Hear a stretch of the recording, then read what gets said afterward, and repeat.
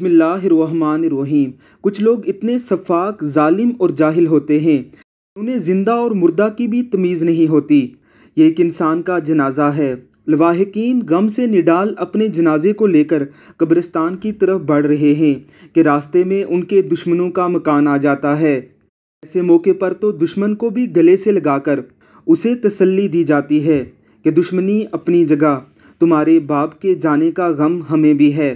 लेकिन इन सफाक और जालिम लोगों को तो देखिए कि मुर्दे के ऊपर पैसे बरसाकर जश्न बना रहे हैं कि तुम्हारा बाप मर गया है और हमें इसकी इंतहाई खुशी है। खुदा की ज़ात ही जाने कि इस मरने वाले का क्या ऐसा जुर्म था कि इसके साथ ये लोग ये खिलवाड़ करके इंसानियत की इतनी बड़ी तजलील कर रहे हैं।